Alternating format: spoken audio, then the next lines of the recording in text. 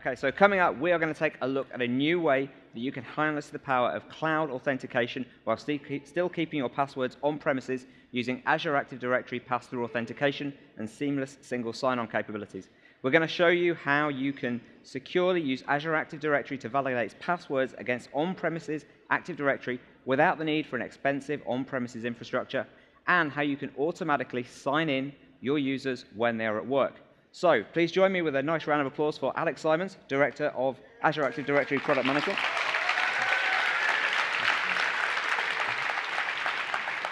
Thanks, Simon. No worries. So thank you for taking us through a little bit of password authentication here. What is the idea of password authentication, and why would people want Azure Active Directory?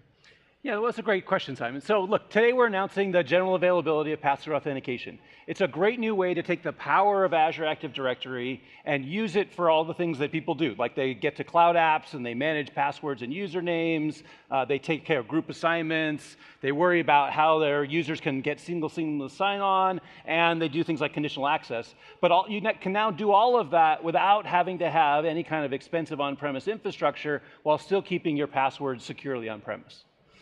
Well, that sounds like a really great idea, but why does it actually matter to be able to do this?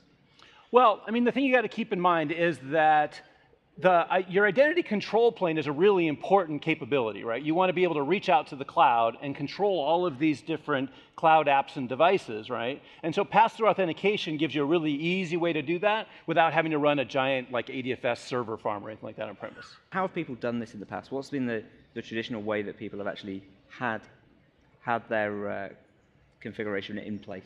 Yeah, well, so traditionally, Simon, there have been three different options people have used, right? So the first thing they've done is they've just synced their usernames up into the cloud, right? And then they've had a different username, a different password on premise and one in the cloud. So you could use the same username, but you didn't have the same passwords.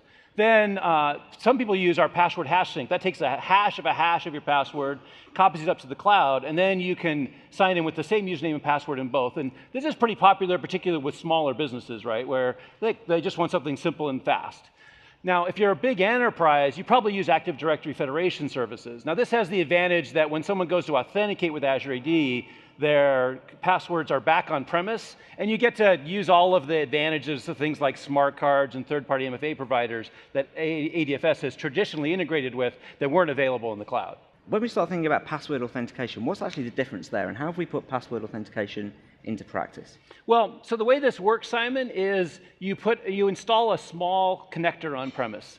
That connector can sit on the AD Connect server, it can sit on your AD server. In fact, we recommend you put it in a bunch of different places. Now, when a user goes to authenticate, they put their username and password in, right, in the same form in Azure AD as normal, and that we take it and then we encrypt it and put it onto a queue. And so up in that queue in the cloud, it's sitting there waiting for the agent to come check. So the agent calls out and brings down that encrypted username and password. And that, I presume, is actually an outbound configuration, so over HTTPS and probably port 443 to make it secure. Yeah, that's right. It's a nice thing because there's no inbound traffic into your firewall. It's all outbound, so that's a good security practice. Right? And then the agent takes the private key that only it knows, it cracks the username and password, plays it against your AD on premise, figures out what the results are, and then passes those back up to Azure AD in the cloud.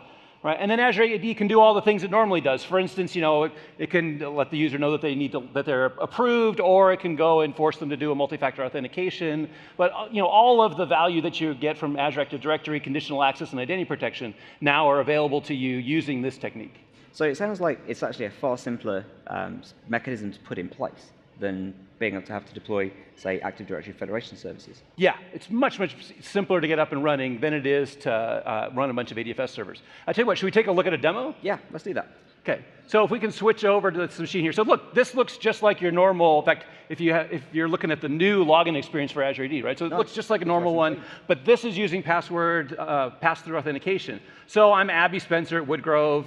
I go ahead, I click next. Oh, hey, that looks really standard, right? I'm going to put in my password, and there, I'm logged in.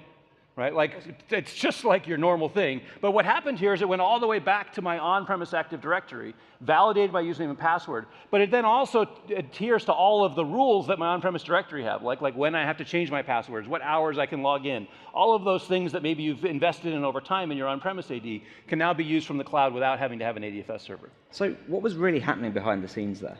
Well, so in that one, right, what happened was the user went out, well, it was just like we talked about before, right? So the agent went out to the cloud, picked up the encrypted username and password, brought it back on premise, played it against AD, got back the success criteria, and let me log in. Now, I don't have MFA turned on, so that's okay, right? Yep. Now, let's go ahead and take a look at the seamless SSO, right? Because that's the other thing that we're announcing is GA. So if we go over, I'm going to switch to a different machine. So here, you can see, first, oh, actually, let me show you. I'm logged in on this domain joined machine. Right, so the previous one wasn't domain joined. This one is. I'm logged in as Abby here. And then I'm going to bring up, and just to prove it works, I'm going to do this in Chrome too. Right, so here I am in a Chrome browser. I'm just going to go to the My Apps panel. Now you have to pay attention. This little flash you just saw there, that was quick. That's Azure AD asking for a Kerberos token from Windows. Windows client gets the Kerberos token, passes it to Azure AD, and boom, I'm signed in, no username and password at all. How does that actually work behind the scenes? What are we doing with that Kerberos authentication? Yeah, so this one's particularly cool, right? So what's happening in the Kerberos authentication is when we run Azure AD Connect, it creates a machine account in my on-premise directory, right, that represents Azure AD in the cloud. So now when I go to log into Azure AD asks my PC, hey, give me a Kerb ticket, right? And since the PC has visibility of the Active Directory, it can get a Kerb ticket, pass it to Azure AD.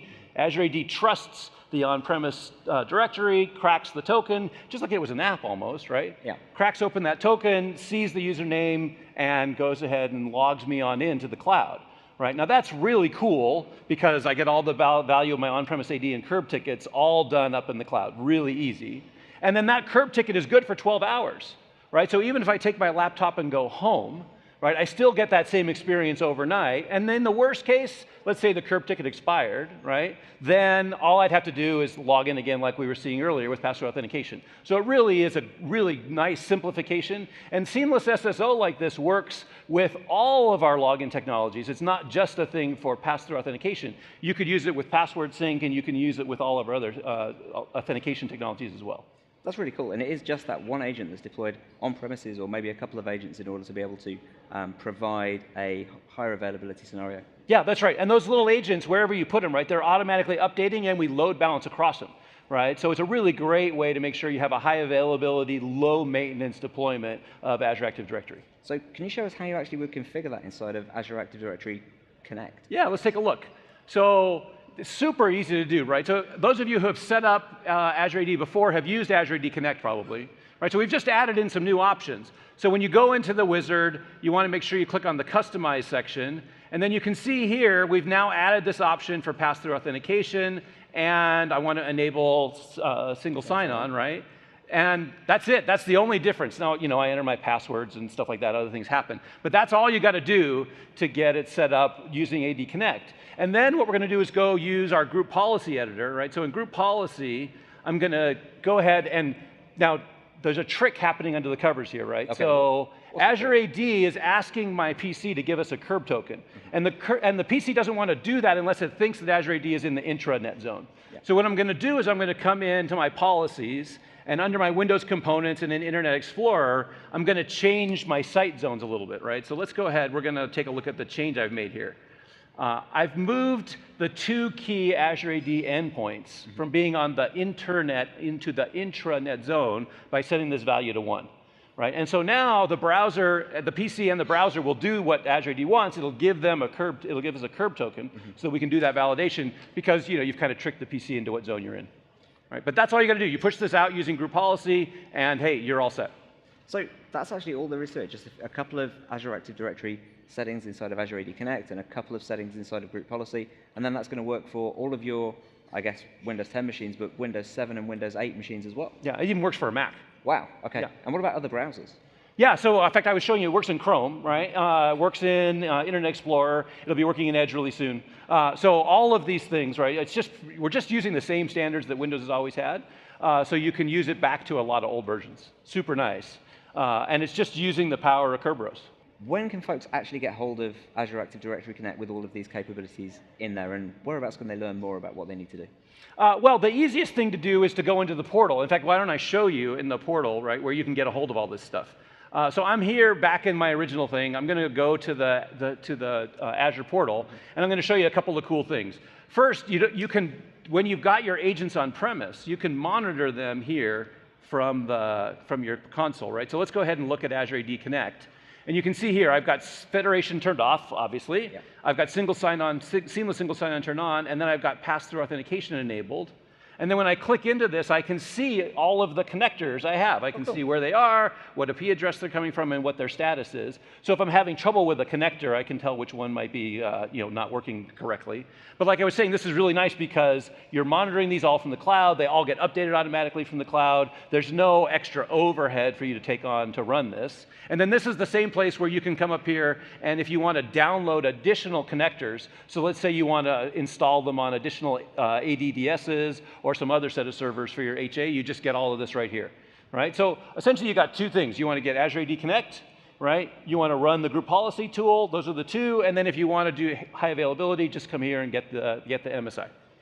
That's really cool. And obviously, you kind of mentioned it really quickly there, but your on-premises controls are being enforced as well. So if you've got password lockout policies and those kind of things, those are actually still going to be used. And I guess you're also going to get some additional protections maybe from Azure Active Directory? Yeah, it's almost like the best of both worlds, right? So I'm going to get all of the value I've built up in AD over time, like you were saying, lockout policies and times I can log in and password policies, things like that. But I'm also going to get the value of Azure AD in the cloud. So for instance, I'm going to get DDoS protection, right? I don't have to worry about how do I protect my ADFS servers anymore. I'm going to get lockout protection from the cloud. I'm going to get all of the things that we do with Azure Identity Protection that protects certain IP addresses and makes sure that you don't get hit by the hackers. All that value, you now can essentially think of the Microsoft Cloud protecting your on-premise AD while allowing people to seamlessly authenticate. That's fantastic. And all of that authentication still happening on premises, like a lot of people want for their regulatory requirements. That's right. Like if you have regulatory requirements or a really, really stiff CISO, yeah, right, now you can